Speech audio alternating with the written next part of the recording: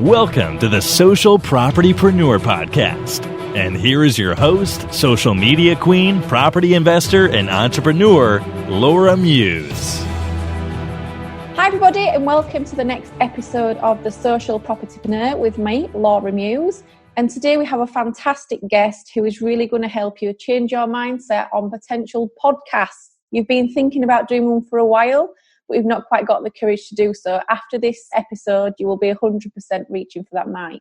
So today's guest is a podcast trainer, a property enthusiast, and also has a sales and marketing called Sam's Success. He has worked in various other businesses, has got a wealth of experience in business and entrepreneurship. And today he's going to be sharing his experience. And we have the one and only Andy Arter. Wow. What? I'm going to have to keep up to this now. Wow. Laura, what an entrance, eh? Well, thank you. Thank you for your time. Absolute pleasure. So, Andy, for people who don't know who you are, do you mind just giving a bit of background of where you were, how you've got to be where you are in podcasting and your journey so far? Yeah, sure. I mean, my podcast is called Transform Your Wealth and Health. And if I was really looking back on it, I probably ought to have called it Improve Your Wealth and Health, because I have done some transformation, but over a longer period of time, I haven't really transformed. But I'll tell you a little bit about the story. So let's go way back yonder. I'm 55 this year. Yep. So don't tell everybody. I know I don't look it. I know, but you don't look tell it. Everybody. Oh, no. All right, let's presume I don't look it. Okay. But way back yonder, when I was born, there was 7 of us, and myself as a baby, and 4 of my sisters, and my mum and dad, and we all used to live in a 3-bedroom council house on Tottenham's largest council estate. So we were reasonably working class, let's say. Yeah. So if you move on to where I am now, you know, I'm a working guy still, but nevertheless things have moved on a little bit. Yeah. So we live in what is locally a celebrity village, and we're about 10, 12 miles up the road from Tottenham, and I live a totally different lifestyle from what my mum and dad did, for example. So I try to encourage other people to do likewise. You know, if you get that mindset that you're happy to go work and you don't want to try anything, and you're really going to be putting yourself to, I'm going to work until I'm 67, I'm going to be 67, 70 by the time people get older, of course. Definitely. Then if you've got that mindset, then you'll never try anything. You'll never have any ups or downs. And let's be fair, if you're doing anything that's entrepreneurial or salesy, and I do a lot of salesy stuff, then you're going to have a tremendous amount of downs. Yeah. So I try to encourage people to push their boundaries a little bit, try things that are different.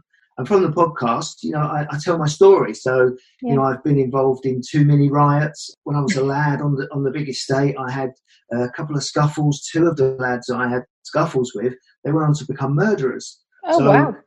We're talking inner city London, down and dirty at times. And, you know, I'm lucky to be where I am now, and I'm very, very thankful for it. And every day I'm happy to be able to come out of my house, be able to walk the streets without an issue. You know, I don't have any issues around this way. We've got countryside, forests, woodlands, you name it, and we feel extremely lucky to be here.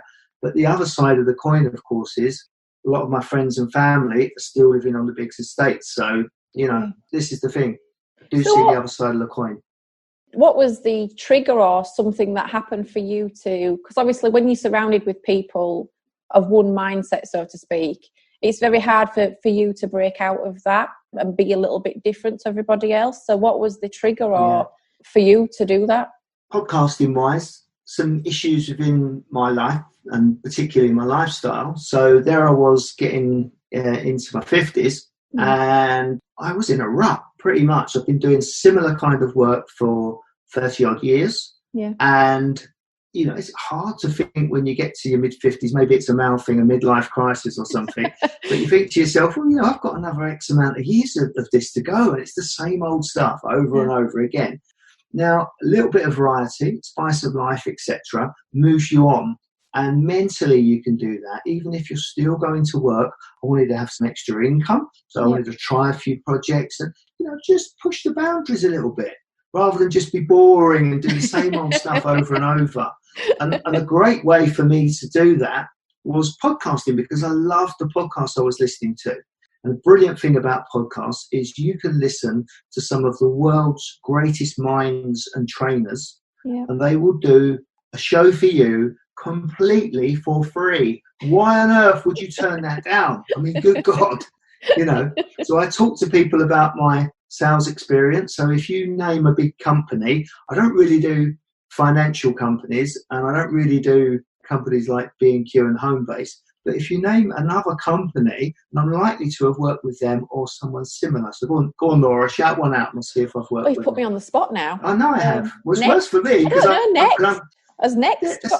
Well, funny enough, they're a little bit more retailer, and I haven't done Next. But however, I did say someone similar. So how about the biggest one, which at the time when I was doing it was the biggest, at least. I think it's had a few downturns since then. We were doing Arcadia.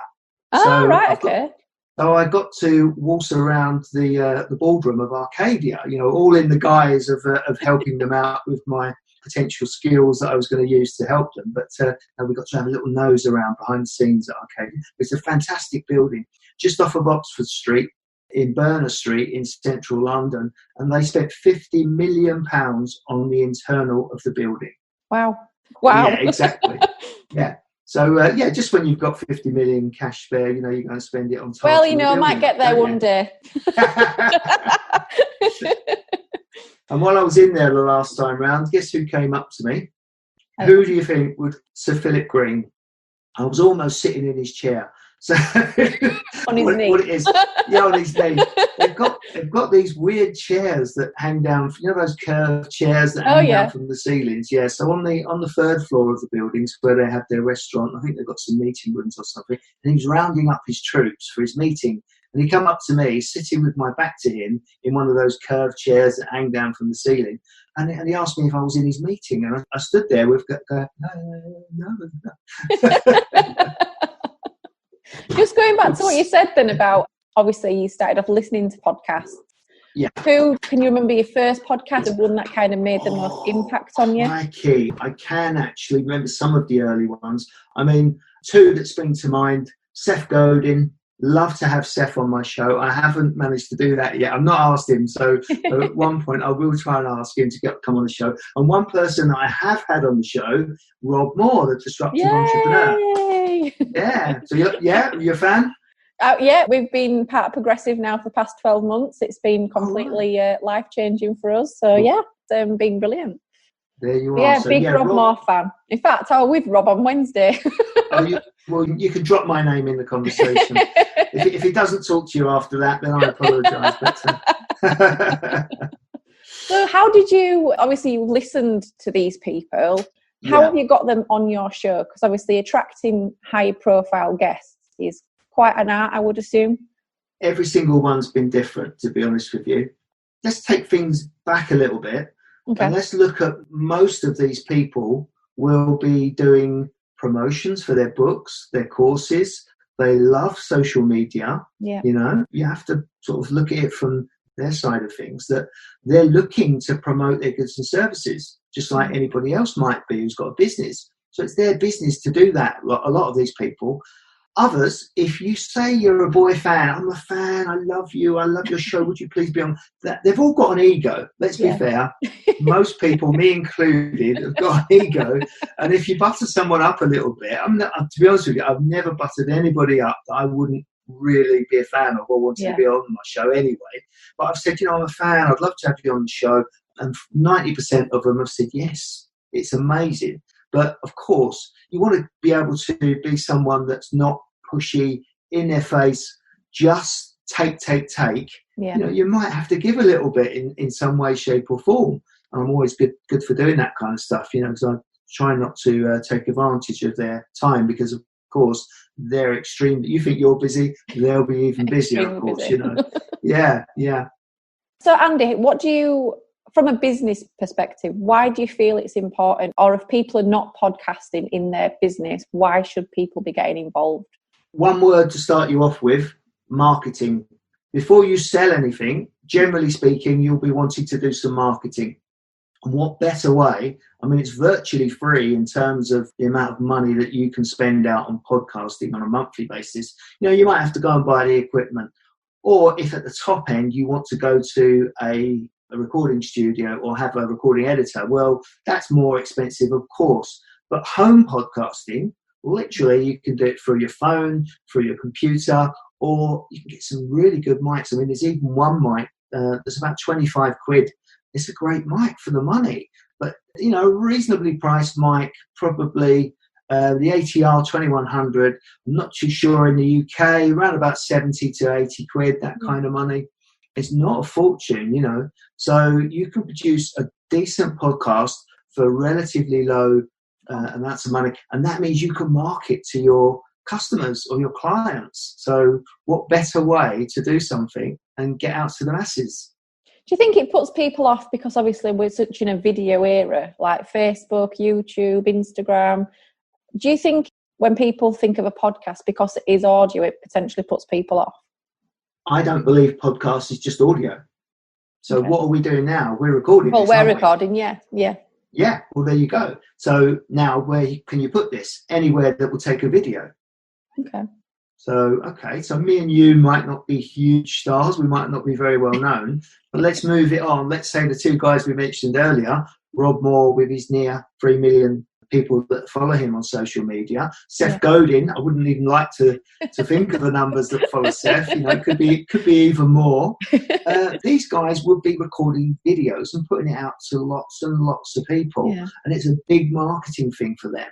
So, you know, this is standard stuff now. If you're recording it as audio, well, why not video it? We're doing both at the same time, aren't we? Yeah, we are, yeah. Yeah, well, there you go. Cool. So I'm starting a new business. I'm starting a podcast. Yeah. What tips, advice can you give me to make it a success? Obviously, I am a little bit bull in China shop, as my husband says. So I have a podcast idea and I run with it, and then I work out how to do it as I'm going along. First thing I would say is don't be bull in China shop, okay? could be too late for you. No, I do things like that too. But really and truly, it's something, if you're going to do it for the long term particular. So the podcasts that fail last about 7 or 8 episodes. Yeah. Okay? So you go at it, you're full pelt for 7, 8 episodes, and then something doesn't agree with you, you don't get the numbers, or you're not getting people fall at your feet or love you or sending you the admiration letters and emails that you wanted, and you sulk off and you go and stop. Well, yeah, fair enough then. You can do that if you want to. But if you set out with a different mindset and a plan, you wouldn't do it at all. So what you'd do is you'd actually have a launch plan. So the best way to do it is a 28-day, 30-day, as long as you like, really, launch plan, so that people know what you're going to do. They're waiting for your podcast to come out, and they're chomping at the bit. They can't wait for it. You've grabbed every morsel out of them before you've even launched it. They can't wait to listen or see your podcast. So this is going to be a better way of doing it. And you can plot, plan, and prepare. So that means freebies or links or websites that you want to send them to. When they go to the website, you send them to the podcast. When they go to the podcast, you mention your website, which sends them back to your YouTube channel or wherever you want them to go. You've got a nice little circle of influence going on here, and that means that you're going to be able to get them to, maybe to come into your outer circle, which might be a sales course or something else that you want to sell them, or a good cause that you want them to sign up for. It could be anything. Okay. We did an addiction special on the podcast. So I had a guy on called Tony Kelly. Tony was very kindly was my first guest, and Tony was an ex-professional footballer. He won the League Cup with Stoke City, and a lot of the time while he was playing, he was a gambling addict. So any money that he ever earned, he spent it gambling. So he reckons all in all, it cost him around about £500,000. So, that 2 flies going up the wall kind of stuff. Tony was that guy. He's actually written a book called Red Card about his story. Great book. I told him, as I do with most people whose books that I get, I'm either going to sit there and read every page in a week, or it will be 10 pages read, and I'll throw it in the corner with the other dozen. That's what I'm like. I'm a bit like you, bull in a china shop with books. It's got 10 pages. If I'm not interested enough by then, it goes in the corner. But it was a good book. I sat there and read it all. So Tony was my first guest. Yeah. And he came on with his gambling addiction. He then, since then, created a gambling addiction charity.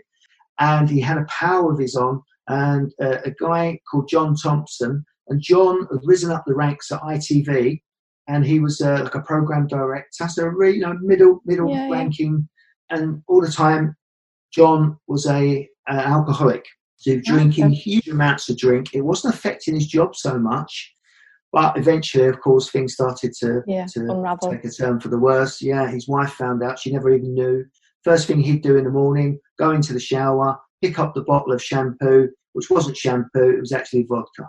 And that was his first thing he'd do. Yeah, so he was drinking vodka in the shower in the mornings.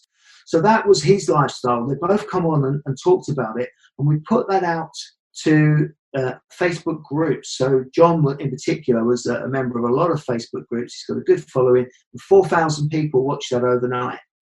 The ultimate thing was we were looking at helping just one or two people, because we were really doing that podcast as a good cause to try and help addicts, so that they could come along and get some help. Yeah, exactly. Yeah, so the guys wanted to do it, and they did a cracking job. So that's fantastic.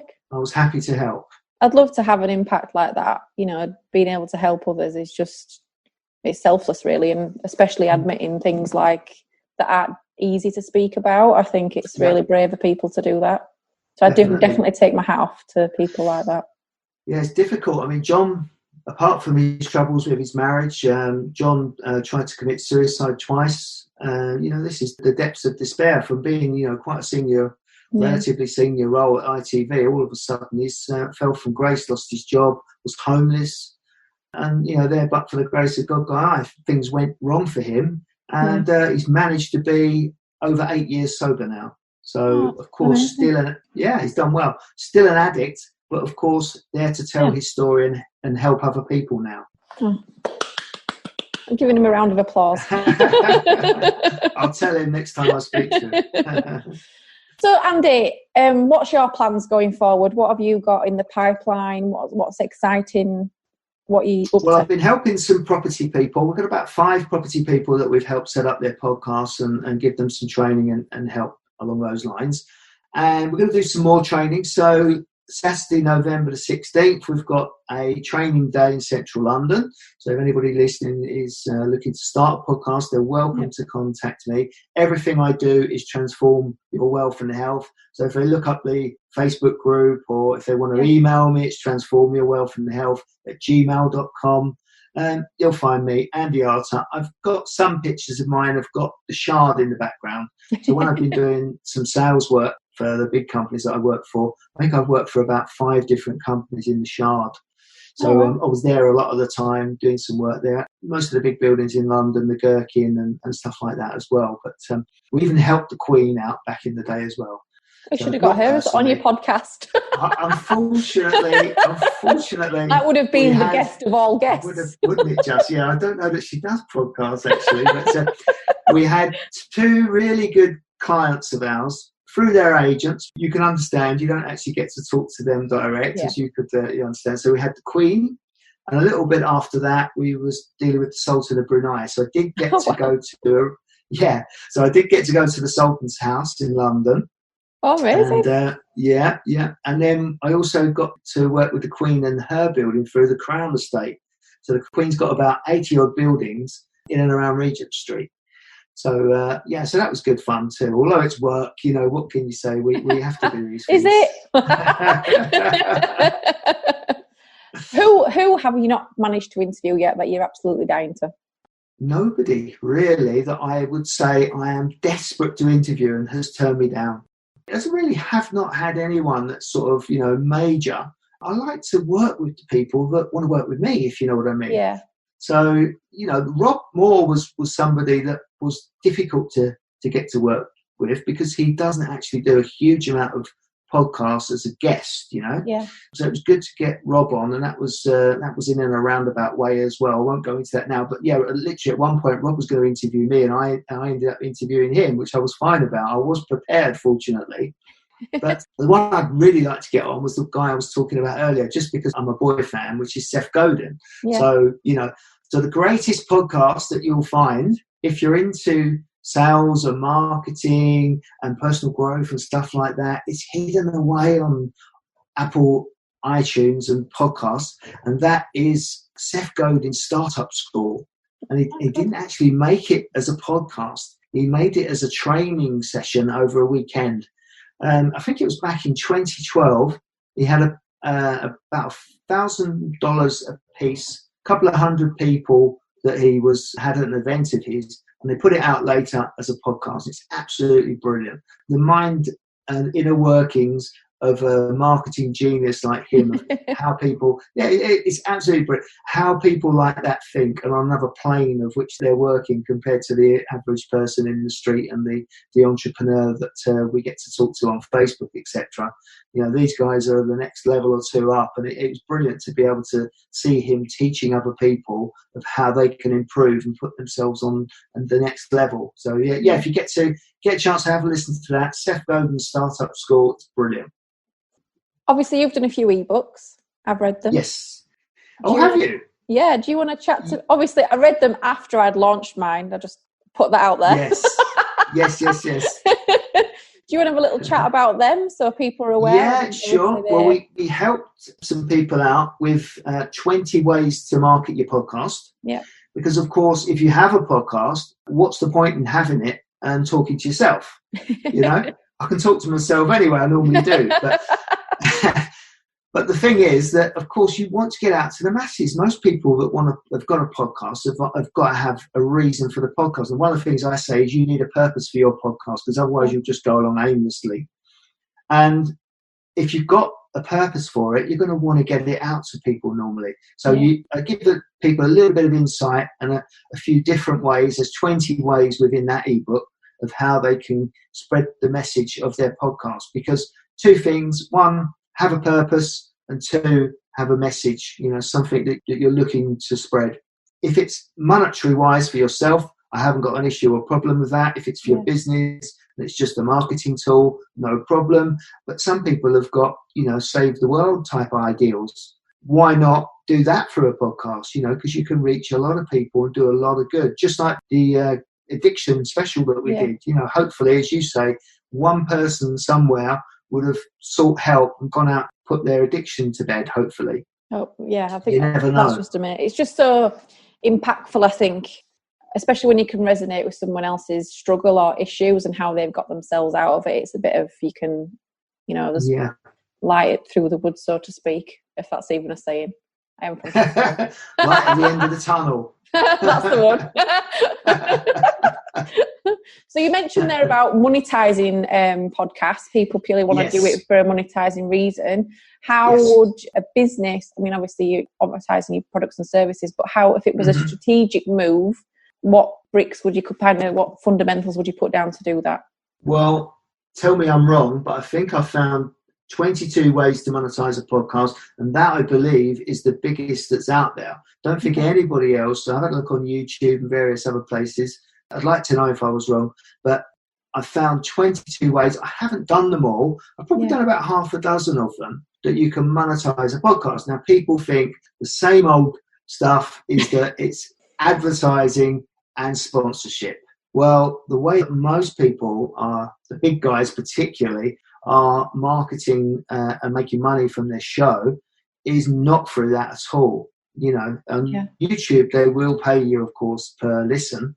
And you will be able to find podcasting companies that will pay you and they'll give you a sponsor, but you have to get a heck of a lot of people listening to be able to make any money that could mean you could, take a week off, let alone start a new career. So you might have to think along the lines of other ways. So here we go. Let's hit you with a few. Direct sales. Yeah.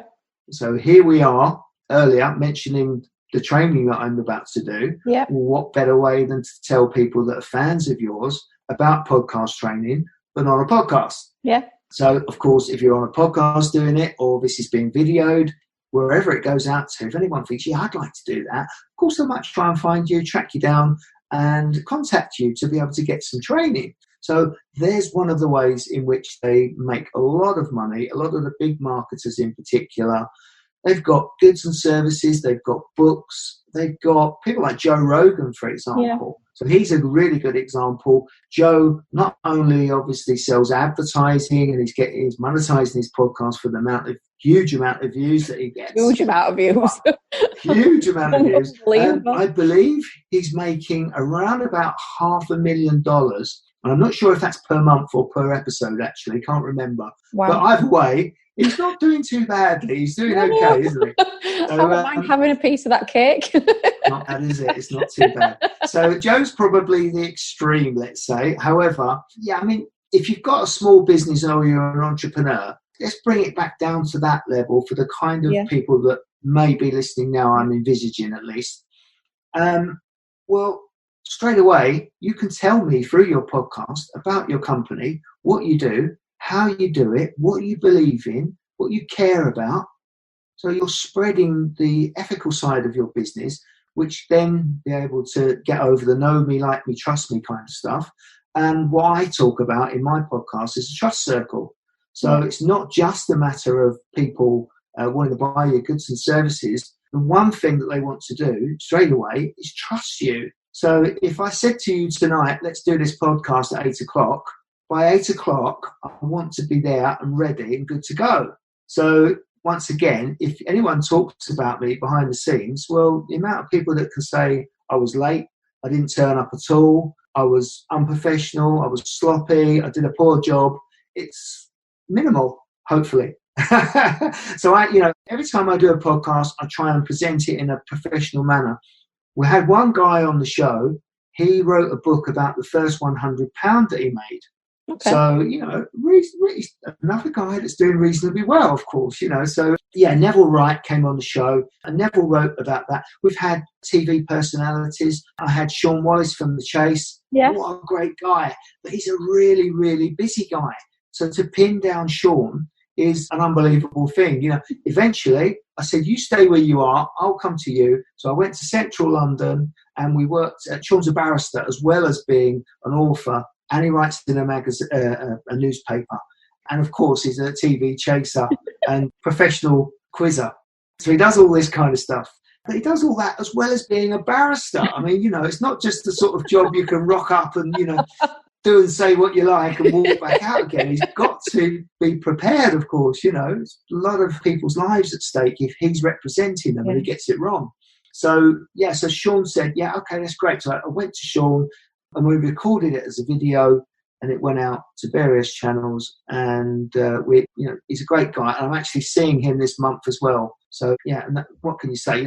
One thing there straight away. How can you get to be able to get friendly with people like Sean from The Chase, for example, unless you get talking to them? And podcast gives you that opportunity. So you feel like it gives you access to others. Exactly, because they've normally got a reason they want to be on a podcast. Now, they could say no all day long to the amount of people that would want them on their podcast. The amount of people that would want them is endless compared to the amount of shows that they can be on. So they have to have a good reason and see something within you to say yes. So you have to give them that reason. And whether that's because you're professional or you've got good numbers or you're going to be able to monetize it for them. Because one way, of course, of getting them on your podcast is to pay them. Yeah. I've never done that. Neither have I, everybody who's listening. You're not paying me, are you? The check is in the post, I know. I'll back. But let's say we're dealing with a podcast that's in the top 10 around the world. Yeah. Would they be able to pay fees for other really good guests to produce a podcast that went all around the world and be able to produce really good numbers? Of course they would. Yeah. The amount of money we're talking about here, they can easily pay out. Now, if you want to get somewhere and you're cash rich, then pay to have some good guests on. It's strategic, of course, Yeah. If you can work with somebody, show up, do a good job, when you've got a venture that you want them to get involved with, one, they know who you are, two, they know you're likely to do a good job, and three, you've got all their contact information. So you'll phone up your pal and say, I've got this project, I'd like you to get involved, would you consider it? Now, if it's someone who's never heard of you, don't know who you are, doesn't like you, don't like the look of you, they're never going to say yes. But if they've worked with you on a podcast, you've done a good job, and they know you, you've not let them down, and they've been able to promote their goods and services freely through your podcast, there's a possibility they might want to work with you. And of course, it opens closed doors. And what about, just on that subject, obviously meeting people who are not in your current circle by inviting them as a guest? That also elevates your profile, being associated with somebody at a different... Yeah. So when I introduce my podcast to people, I say I go through the mostly sporting people that I've worked with, first of all. So we've had on the show World Cup winners, world record holders. I'm trying to think who else we've had on. League Cup winners, mastermind champion, British champions, world record holders. So, straight away, that's enough to wake most people up. Then we go on to the rich and successful that we've had on the show. Saying about Neville writing his book about the first £100 million that he made, for example. Rob Moore, the disruptive entrepreneur. And then the TV personalities, we've had several of those on too. It's a matter of present yourself in the correct manner. And it doesn't mean blitzing people on Instagram or LinkedIn or Facebook saying, please be on my podcast. Approach the people that you want on your podcast and be professional about it. Yeah. And literally, you'll be amazed. A lot of them will say yes. I must admit, so. I'm not shocked, that's probably the wrong word, but I've approached quite a lot of people, well, not a lot, people who I don't particularly know that well, but I know are at a higher profile than me. And I've had no one say no to me. Exactly. Which I was quite surprised about, especially with it being a new podcast and it's not established. And I thought, well, who on earth's going to really want to give up their time? And I've been overwhelmed by the response, to be honest. And like you said, pushing in circles.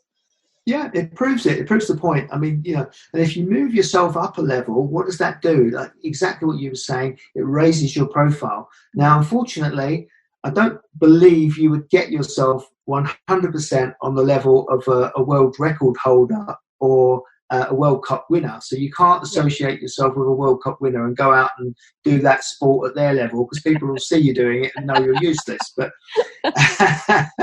but nevertheless, it's by association again. So if you can get people like that on your show, one of the things that I've always used with the circle of trust we were talking about when I've been selling to these huge companies. So if you go in to see Tesco's, I've done over 20 years with, Coca-Cola likewise, the NHS, Arla Foods, Warburton Bakeries, all these huge companies that I've worked with, Ford's, there's a lot of property companies that I've worked with as well.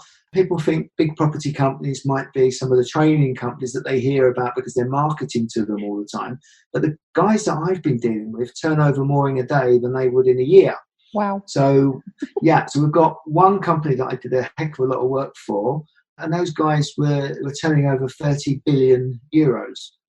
And there was two other companies. One was 16 billion US and the other one was 7 billion US. So those guys were obviously taking on huge projects. They're not everyday companies, but it's the good and the great of the property world. And it's not just 2 up, 2 downs in Rochdale, of course. They're doing the huge property blocks in London and things like that, of course. So it's a different world, mostly doing commercial property and helping those guys out with my skills. But once again, we were selling goods and services to them. And that meant I turned up with a business card and knocked on their door. So I was world famous for cold calling and doorstepping them. So I really made appointments. So I just turned up. And that means they've got to have a lot of trust in you.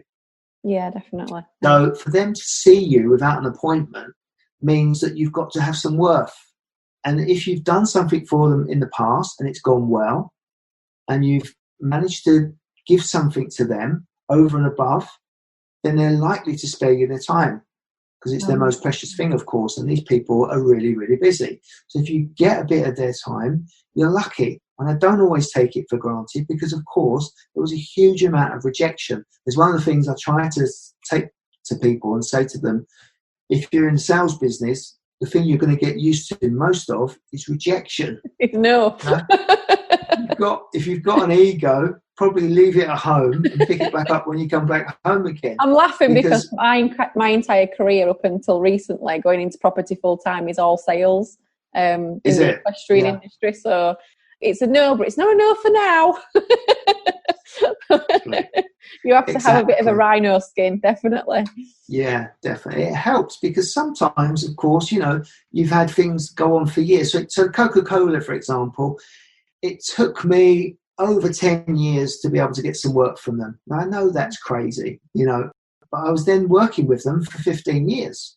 So, I can now sit here. I didn't have to tell you about the 10 years where I was unsuccessful. I could just sit here in front of you and say, I was working with Coca-Cola for over 15 years. So it's a big name. You can drop that in the conversation. And one of the things that I say to people is if you do want to build trust, is the name dropping. But let's call it name dropping. Of course, if we was actually doing this as part of a course, we wouldn't be calling it name dropping. It's by association again. So you're going to want to say to people within the conversation the fact that you've dealt with one company straight away, a big name company gets you trust with another company, especially if they're in a similar industry, because you're dealing with a market leader or you've done a lot of years with them. They will know that you're not a fool, you kind of got some skills and you know what you're doing, because otherwise these big companies wouldn't even entertain you. So that's one of the things I try and get people to get into, the way of bringing it into the conversation, subtly, of course, subtly as you can, but it's just building this little circle of trust so that people are willing to give you a chance, because you know what it's like. And like you said about you 10 years to get into Coca-Cola, but that's because you were persistent and consistent, and that was over a long period of time. And I feel like, it's taken me quite a short period of time, really, since March this year, to build up trust within the property community, and people invest a lot of money with us now. But it was being consistent and visible and being associated with other property people that are doing really good things. That's got us where we are in a short period of time quicker. Yeah. So did you set out with that as a plan, or was it one of your... No, okay. No. No. Some people will, of course, and in which case they're going to have end goals. And one of the things I would say to people, if you're going to start a podcast, for example, don't worry about the numbers so much, because you could have one person listening that can change your life. If they want to invest in you or your company or your projects, they can. So particularly if you're in the property business, like yourself, for example, there's always two things you're always going to need. One is good deals, and two is finance. Yeah. Because it doesn't matter how successful you are, you will need finance. So if you've got to be buying these big properties in central London that I was talking about, hundreds of millions possibly, then in which case your money's going to run out pretty quick, no matter how big you are. You're going to need finance and support. So hence, once again, you can show through the trust that you're going to give out via your podcast, telling people about your projects, your goods and services, what ethics you've got, that you can actually do a good job and they might wish to invest in you. If you're sitting at home behind your computer screen hoping for somebody to turn up, it's never going to happen. It's not, is it? No, definitely not. And I did that for probably the first 6 months. You got to go to them. So do what I did. Do it better than me.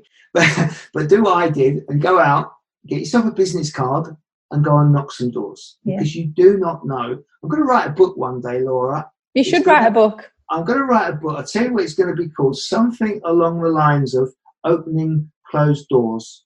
I like it. Yeah. Can I get the first copy? Or the second? You can have the first copy. You can have the first copy. I've got to write it first. But literally, people are... and social media makes life obviously a lot easier now, because you can...